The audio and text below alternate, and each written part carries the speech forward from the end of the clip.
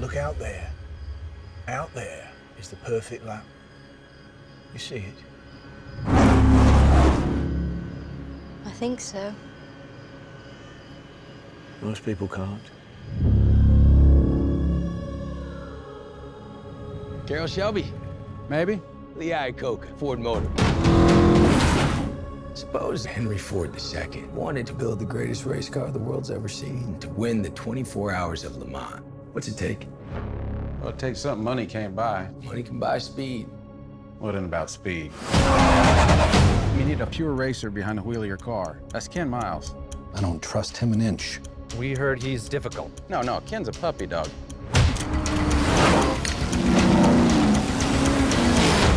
No. Whatever it is, Shell, no. Trust me. You're gonna build a car to beat Ferrari with a Ford. Correct.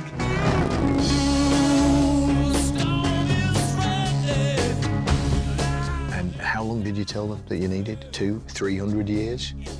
90 days.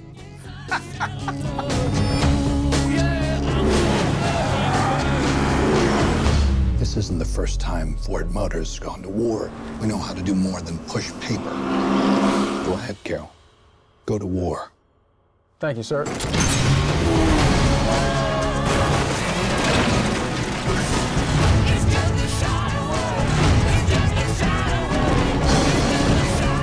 Do you think you can beat Ferrari? I can try. We're lighter, we're faster. When that don't work, we're nastier. We're gonna make history. You ready? I was born ready, Mr. Shelby. Hit it.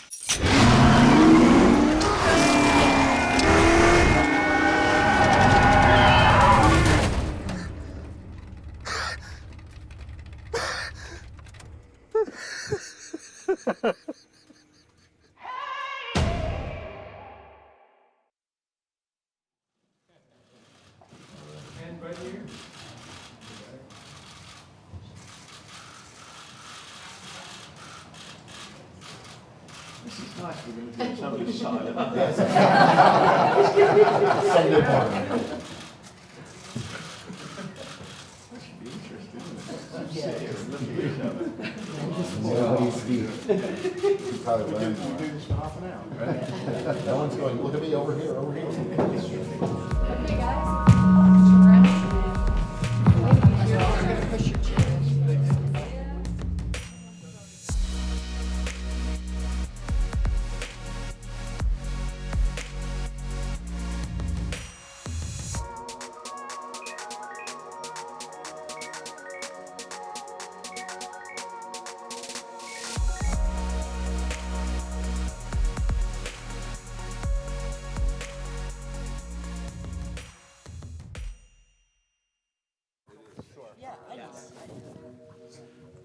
Well, good morning, ladies and gentlemen. Welcome to the Toronto International Film Festival. Hope you're all having a great TIFF, and I think we're kind of at the halfway point right now, and how exciting to be here for the press conference for the amazing, the excellent new film opening November 15th, Ford versus Ferrari. How much did you like this movie? How amazing is this movie? By round of applause.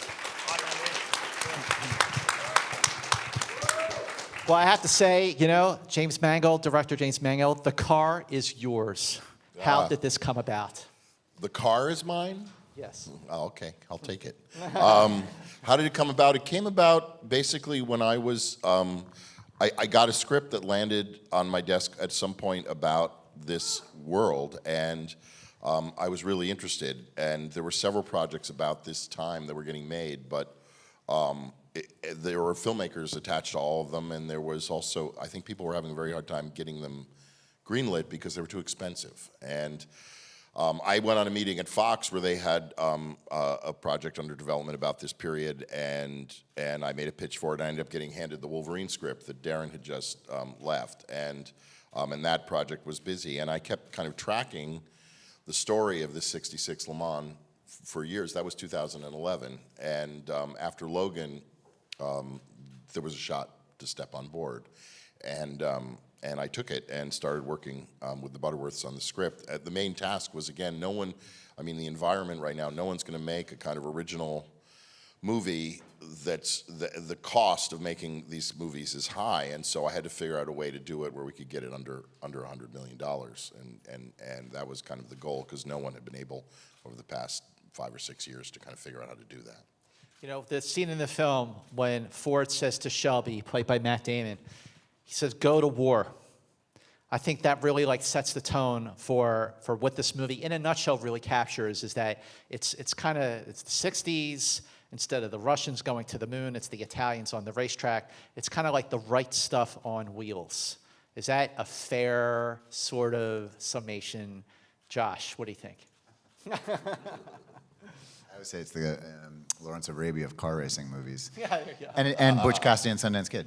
So those are three that I'll accept those three. Yeah.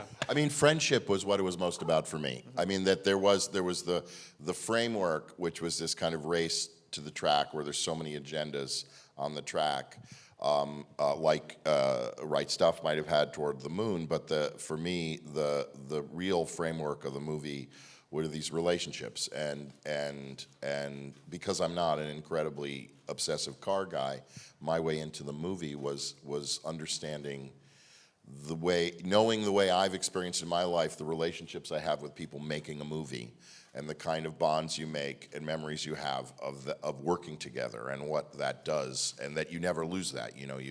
10 years later, you'll run into a crew member or a cast member from a movie you've made, and there's something you've shared. And that, to me, this was a movie about, it really did speak to the act of getting movies made, Ford is kind of like the studio boss, and there's marketing, and there's concerns about image, and there's concern about whether we're getting a return on our dollar, and Matt is kind of like the director, kind of selling and managing and pitching and moving and bending and flexing, and Christian's like his movie star he's got to keep corralled on and keep away from the studio because he can't say that to them. And there's so many ways that, to me, it was applicable or interesting and really an analogy to a lot of things I personally experienced making movies.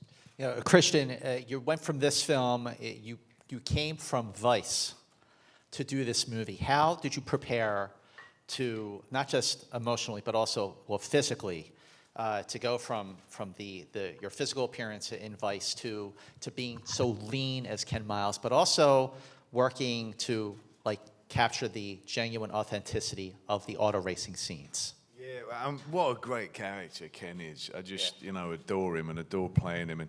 And like Jim was talking about, these eccentric, passionate, slightly insane men with a common purpose is just so attractive to play, and enviable in their friendship as well. I watched this film and you go, oh man, I want that kind of friendship as well, and it is wonderful when you get to have friendships where you can fight with people, but you still know that afterwards you're friends, you're thick as thieves, you still got this love for each other regardless. So it was wonderful to show that.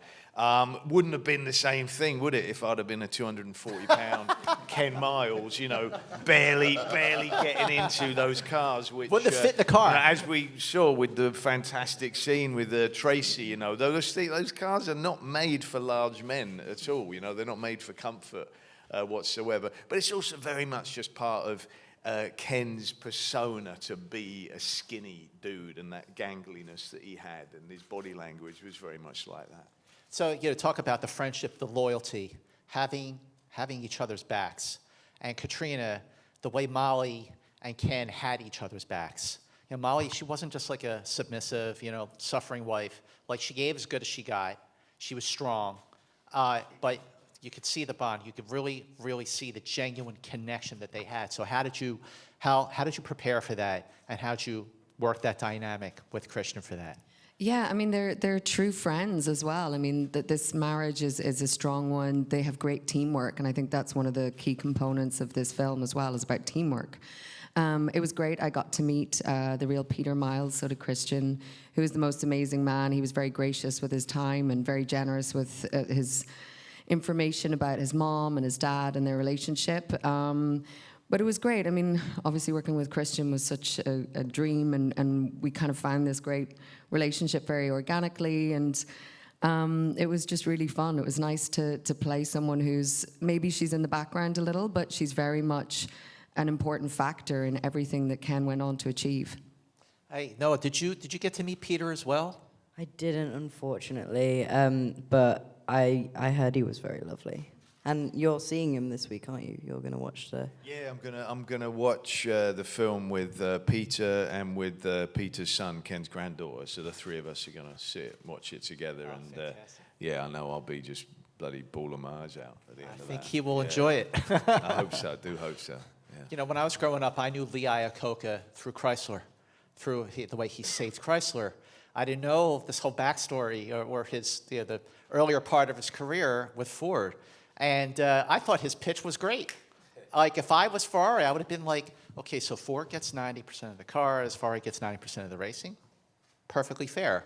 Like, first of all, how do you prepare to sort of give a rousing pitch like that to humanize like an iconic legend like Iacocca? I think, look, I mean, the writing, I mean, I didn't write the pitch, they write it for me. Yeah, but yeah. It was brilliant. And I think what an opportunity to show him. There's all this information out there on him. Obviously, he's revered and you know, he's this titan of industry. But as I've said before, we're focusing on him at this very specific time when he's this young, ambitious, hungry man, and he's an outsider. And it was I think a beautiful opportunity to kind of show that and to show sort of what it takes to become a real leader and to become, you know, to show him on his journey rather than once he's arrived. It was a real honor to do that. You know, playing Ford II, one of the things, and we were talking about this before, is he's not Ford, he's Ford II. And so feels like he's got a little bit more to prove. But the scene, the go-to-war scene with Matt Damon, with Carol, it's just the two of them in the room. But yet the scene is so rousing. It's such a, you know, I could feel both times I saw it between Telluride and last night here that people like cheered at that moment. Like, it's like, okay, all bets are off. What was your approach to play Ford?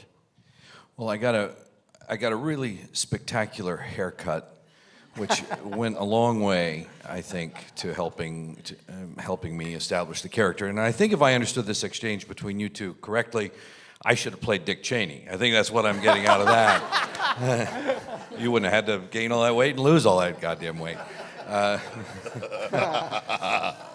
Oh, you could lose a lot of weight and play 10 miles. Yeah. I don't know. I thought it was all on the page. You know, the script was really well written, and one of the things I loved about the character of Ford. I mean, I get asked to play a lot of jerks in suits, and it's easy to turn those down because it's not that interesting. But Jim had an interesting take on the character, and on the page as well. I found the guy's insecurity really interesting. The idea that in some ways the kernel of the story is that Ford got his feelings hurt by Ferrari, and instead of just taking it because of his insecurity, he decided to exact revenge in a large scale way, and sort of all the events happen as a result of that. But a lot of great things happen as a result of that, right? A lot of innovation and collaboration and friendship and ultimately triumph.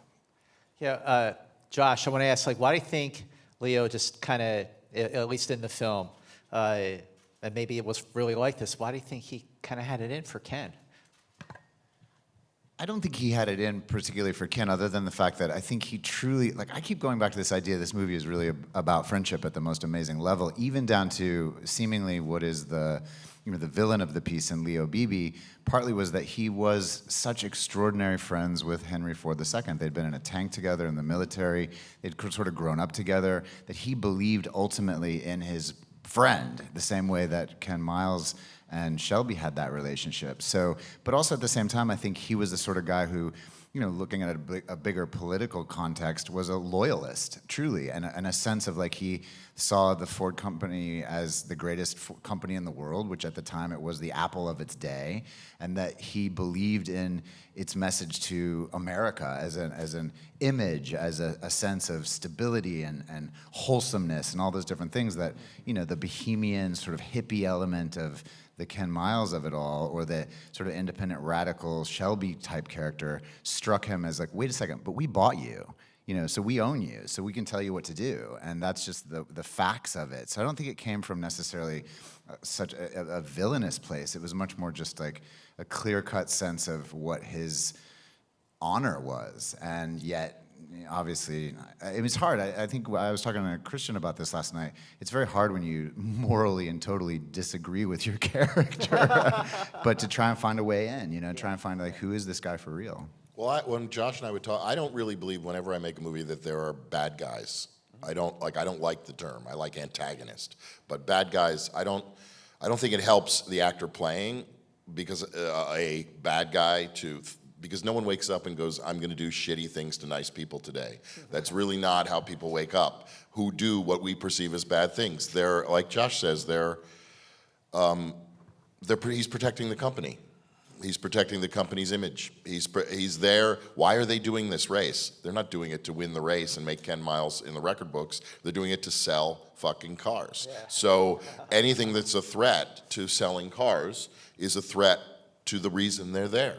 Therefore, their battle, their agenda is to sell cars, and that it's really that simple. And any movie company selling a movie isn't going to let anything trample in its way. Meaning that every company has an agenda, a capitalist agenda that's very simple.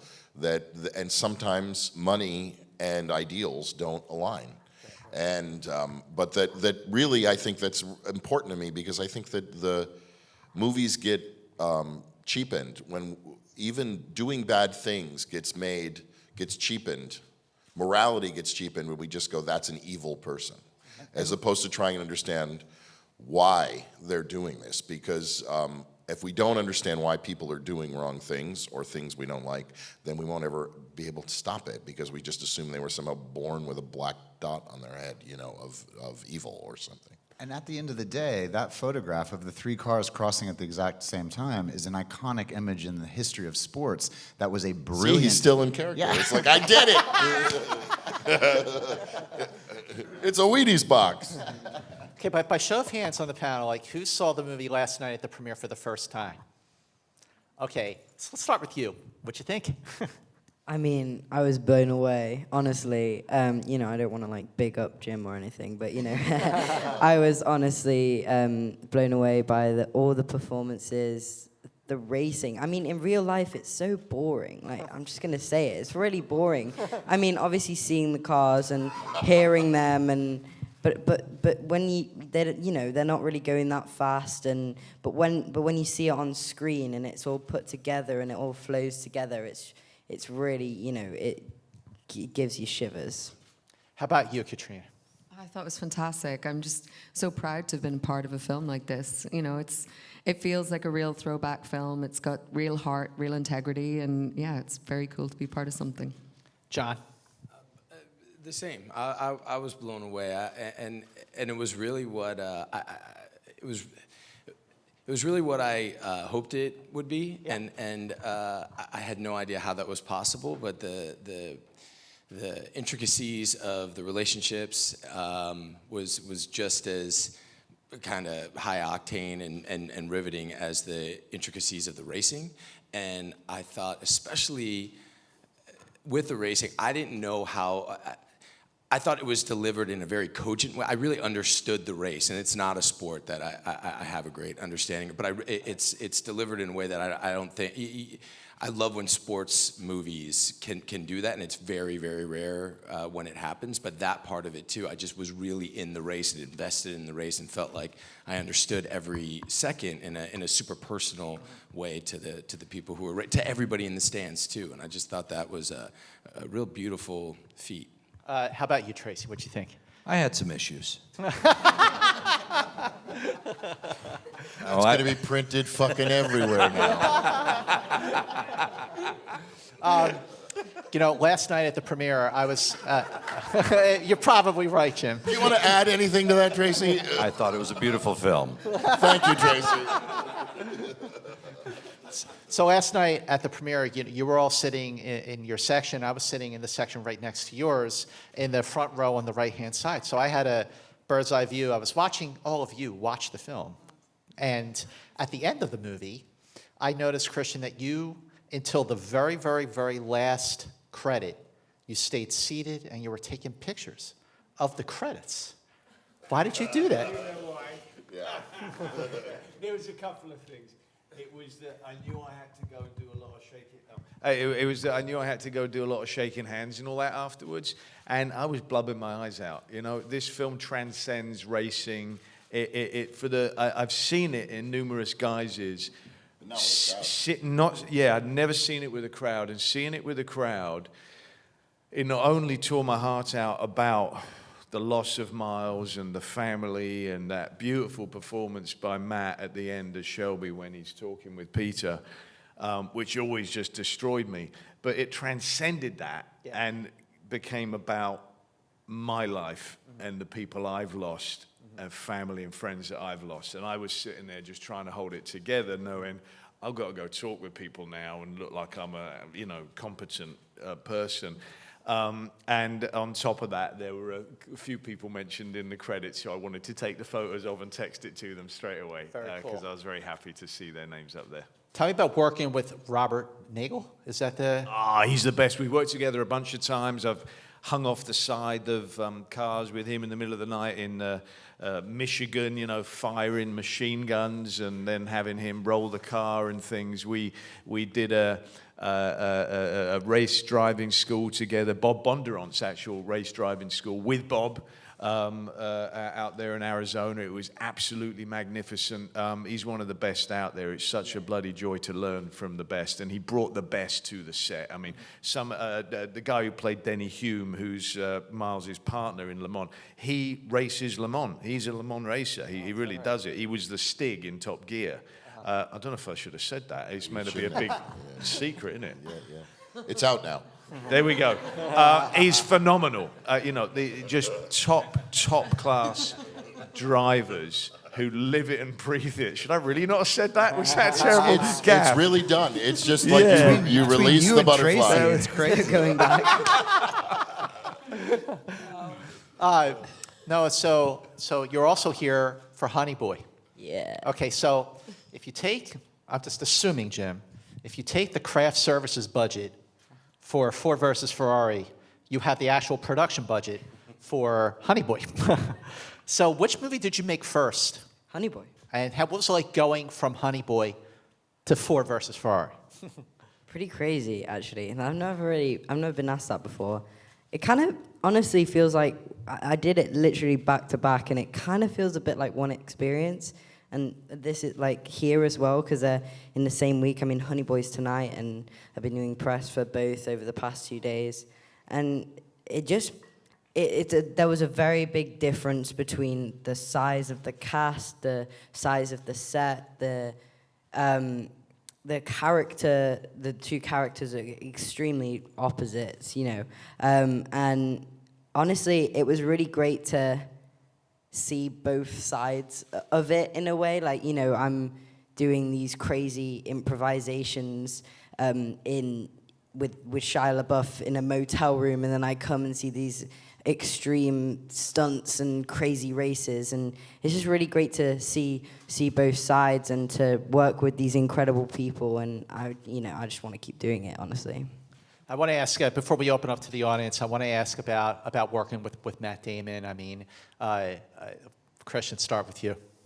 He's a really superb actor, and he does such nuanced work as well, and he beats himself up about it. We had this whole conversation about that last scene, which I find him just to be stellar and just wonderful. But he beats himself up. He's also one of the bloody most decent men I've ever come across. He's so cooperative. He's absolutely in the school of you cooperate with each other. You don't compete with each other at all.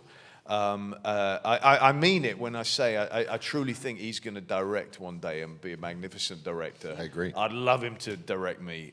The way he views everything, he has this bigger perspective. You know, I think he was able to have a sort of director's conversation with Jim, whereas I would be totally oblivious, you know, and running around doing whatever I was doing. But I just loved working with the man. He was fantastic. One thing, I agree with Christian that he's masterful and among today's actors, I mean, in himself a kind of throwback in his subtlety. That sometimes shooting him, I'll admit that sometimes I'm going, do I have it or did he do it or was it there? And then I'll be in the cutting room and I'm like, holy shit. Yes, you know, because maybe I'm not watching the monitor, I'm a few feet from camera, and it's just such fine work. And the other thing I'd say generally about the cast that, and Matt and Christian were leaders of this, but that when you're making a movie with this many characters braided together, there's kind of physical realities and emotional realities. One is I'm spread very thin, and there's many scenes where all these guys are working, or many of them are working, and everyone here has fronted a show or movie themselves, so they're all used to a certain amount of attention. And it takes a really great bunch of people, personally, the generosity of spirit to kind of be patient, because it is in an ensemble movie you're having to handle so much, and then we have the physical side of this picture as well, and they were really remarkable. Personally, I'm really grateful to the cast for their patience. It was a true ensemble spirit on the thing, and I really think that flows from Jim, but from Matt and Christian as well. I mean, everybody was looking out for everybody else. In such a huge movie, I think that's rare. I think it's hard to find. I feel really lucky about that. I felt like everybody was looking out for everybody. It's a great feeling. We really did make you make something out of nothing. You make a sense of community and spirit out of nothing. I'm really proud of that. And to add also, I was thinking of saying this earlier that I think each of them, for some of these roles, there's sometimes not so much written, but it's so much.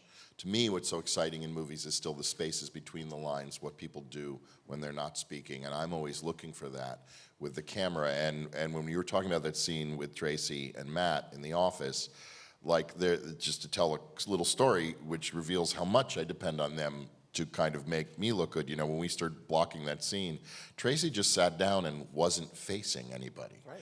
Yeah. And the chair, I guess, was positioned that way, and then everyone comes in, and I'm sitting there going, okay, so I've got this scene, and Matt's talking to Tracy, and everyone's standing around the background, and Tracy's just in profile looking off there, and I'm going, I think it's good, but I'm scared, and because it could really be fucked up, like a scene of Matt talking to Tracy's ear, and we somehow then found this shot on Tracy's side where he's just this profile in foreground, and Matt's playing us, but I'm discovering things off of choices they make, and I think a lot of the choices he made playing Henry Ford II there were some brilliant choices also in their minimalism or their reductive, reserving cards.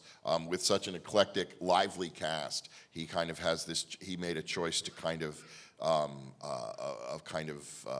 stillness that I think also what really pays off in that car scene when Matt takes him for a drive is suddenly all that emotion comes out of this man who's been holding it in a way.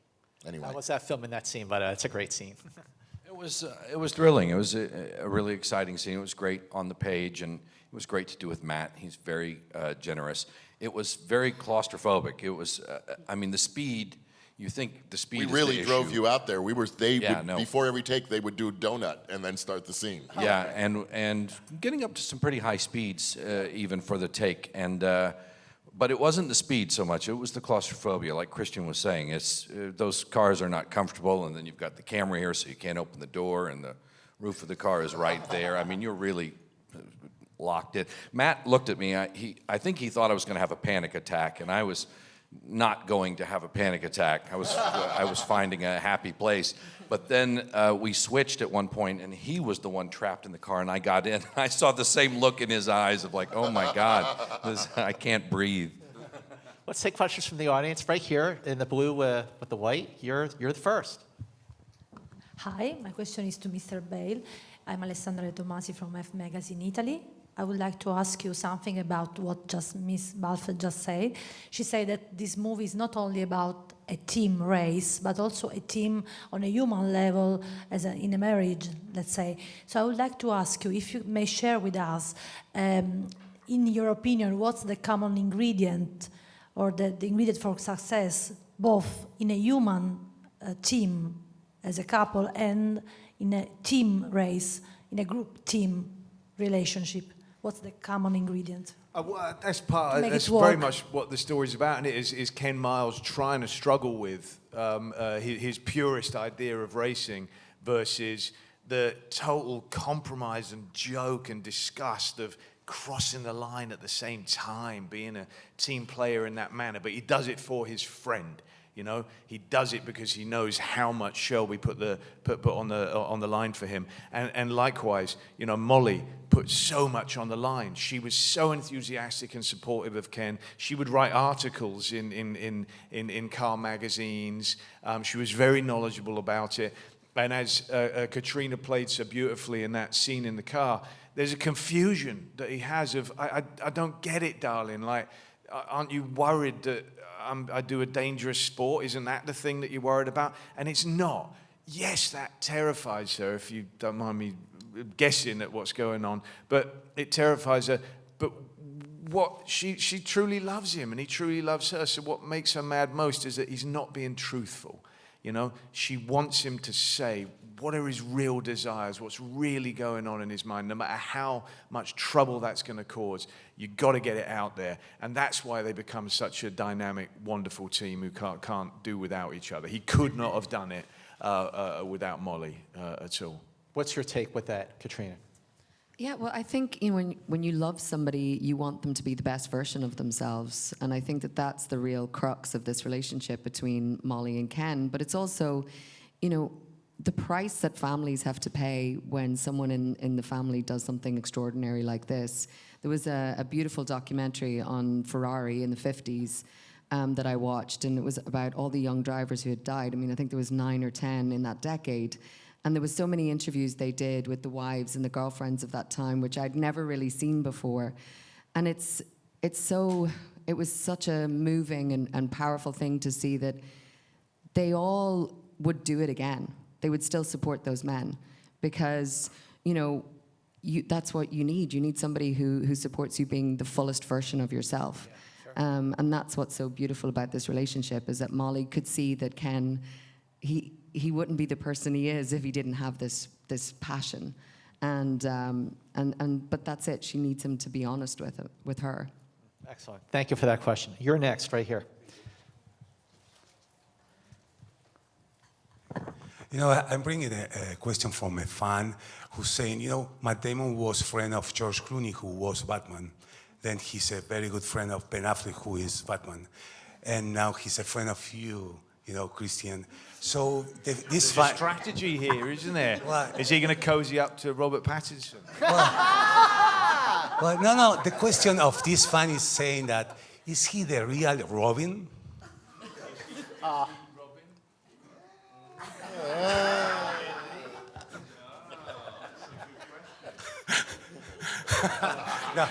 No, but can I ponder it for a little bit?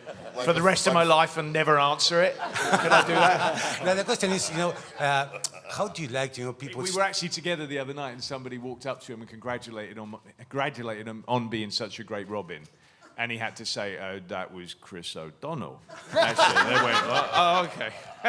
But my question is really is how do you like when people, you know, still remember you from being Batman?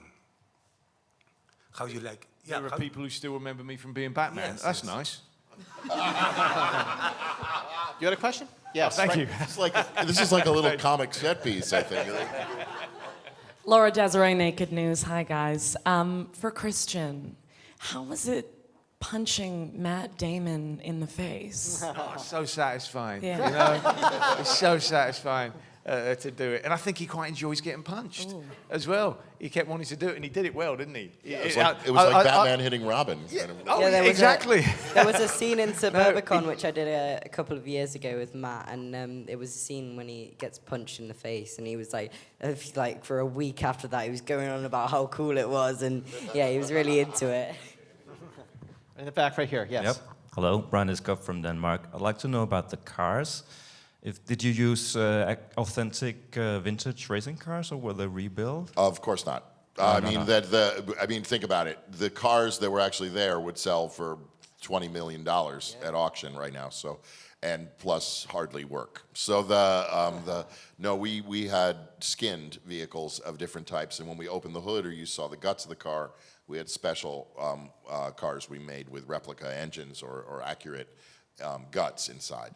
But we had a pretty elaborate, I mean, our stunt team, we mentioned Robert Nagel and Darren Prescott, they had their operation of a lot of expert drivers. We also had a second operation that was a garage that was continually, part of what you need to do this movie and do it for real is to maintain this constant flow. The vehicles, even with new insides, are breaking down or getting damaged all the time.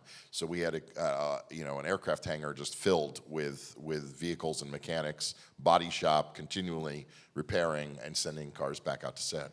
One of the things that's so kind of extraordinary about this movie is the infrastructure of it, down to like if you go back and look at the Ford factory in the beginning of the movie, they had to collect 1964 Fairlanes from all over the country in different phases of being destroyed or put together, and then they had to rebuild them. So if you look through that scene, the detail was rather remarkable because they're in different phases where you have the chassis, then you have the body, and then you have the interior. And so they had to find all these different cars from all over the country and bring them to Los Angeles, take them apart and put them back together, then all paint them the same color. And it took like years of collaboration and work to be able to do that. And for us, all of it, there was a level of then authenticity. We're not following a little tennis ball, like normal when you do these kinds of movies, everything is, fake in that way. And Jim sort of asked for and allowed for us to have a level of being actually in the environment where when a car passed by, even though it was off camera, it was actually a car passing by, usually around 100 miles an hour or so,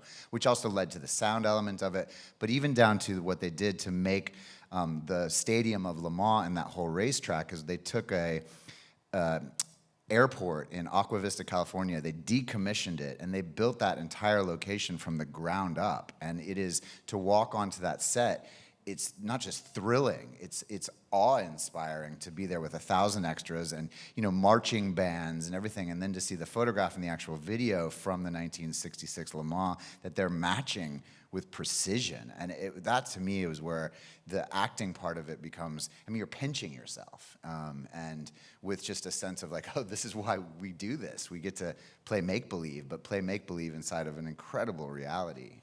John, you're shaking your head, nodding in unison with Josh here. I want to ask your take on that experience that Josh just described. The same. I was nodding because I was agreeing. It's a real gift, and I think it's and across the board, all the personnel, everybody there was so wonderful in what they did, and I think back to that scene, and then you have Tracy Letts performing this amazing speech, and it makes looking at that and reacting to that and feeling something from that quite easy. So. The Ferraris at the Ferrari factory were actually, because we weren't driving them, were legitimate vintage Ferraris, actually. And the key is that if we're racing the cars, we couldn't really take a vintage car and send it 150 miles an hour down a track with other cars. You're describing this set, which you did. You really captured just like the set, the extras, the cars, all of it. It's all there, all of it. This is a big, old, I'm going to say sort of a throwback, but it is a movie that it's not a superhero movie. We don't mind if you call it old-fashioned or throwback. Old-fashioned. I don't mind. I think people know what that means. I think people miss movies that weren't shot entirely in a room with green backings. I think that and I think people miss when Hollywood made movies that were large but not necessarily for 12-year-olds. Mm-hmm. And so there's I like it. There's no reason to shy away from it. I mean, I don't think it means it's stodgy or musty, but I think it just means that there's some, and it was very much our goal in the film. It's very much what I'm about on all my movies, is that I miss when movies mean it. You know, something else is, besides the advent of CG and the advent of kind of movies aimed at adolescents or younger, another thing has happened, which is just that in the postmodern era, emotion has become embarrassing. And everything's with air quotes, and everything's a tribute to another movie, and a movie is about another movie, which was about another movie. And that I want to make movies about people, and not movies about movies. And to me, that's what feeds all this stuff. You know, it's why it's so pleasing for me to hear Josh talk about that. It's like, I've made movies where you have green screen. It's hard. The hardest thing isn't, the effects people are brilliant, but what's hardest is for the actors, because they don't feel the wind on their face, and they are looking at a tennis ball, and they don't have the sun hitting them, and all these things they drink up and feed back. All these things are processed and pushed out in performance, and they're denied all of it, and it's like acting inside a sandwich bag. And so it's a real challenge. And so as much as those movies are spectacular, they also present you with huge challenges in trying to find those subtleties that make life interesting and people feel human. So another question I saw right over here. Yes. Come on down. Sean Lee Thong, CTV News, Toronto. This question's for Christian. I want to know, what kind of driver were you before this, and did it change? A driver of a very old second-hand pickup truck, which I still am. I understand a little bit more about how to get the cars, you know, around the corners and whatnot without crashing. I love it to bits. I mean, I really do. It was so much fun. And I think you need to do a Toyota Tacoma ad. I do think I need to be paid by them. I've been talking about Toyota Tacomas so much in a film about GT40s. Yeah, somehow, well, they're I say getting a real Tacoma more. benefit here. I do love my Tacoma. Look, I would love to be able to say, because I heard someone say, well, didn't Steve McQueen and didn't James Garner do all their own driving for it? As though like, whoa, what were Matt and I thinking? Why weren't we stepping up and doing the driving? There are these drivers, they've been driving since they were this big. It would be a total insult to assume that we could really do that. I took every chance I could, because insurance were quite paranoid about this whole thing. But every chance I could, I'd be like, you know, Jim, I really need to rehearse taking the Cobra around the track so I know what, you know, to do when I'm behind the camera, and then just whee, go up and slide in these things. And they are magnificent. It is so addictive. And that's what I managed to get, was a slight taste of how alive Ken Miles and all these racers must feel when they're doing this. And then the contradiction and the worrying element of it, that you feel alive precisely because of the inherent danger that could happen at any minute, that you're just keeping at bay. But I guarantee none of these men would have been doing these races if there wasn't that danger present at all times. You know, and so I managed to get a little taste of that, which is wonderful in portraying the character. Yeah, I just want to ask one last question, and now that I know you, I have proof that you've all seen the film because I was right next to you. How proud are you of this movie? Very, very, very, very, very times like a million proud. Well, Tracy has issues, so I'd like to hear from Tracy. Well, yeah. How about the rest of Christian? Very, very, very, very times a million plus one. Plus one. All right. Every time. No, I'm immensely proud. I think that, I mean, first off, gratitude and just honor to work with all of the cast, and to see Jim transcend a racing movie to make it a movie that just moves me so much and is all about feeling, is just a beautiful thing to be a part of, and I'm really grateful for that, Jim. Well, on that note, ladies and gentlemen, thank you so much for being here. Thank you very much. And Thank you. Ford versus Ferrari opens in North America on November 15th. Enjoy the rest of your Toronto International Film Festival. Thank you very, very much. Thank you, Scott. Thank you so much. Thank you. Great meeting you. I see you. No, great job.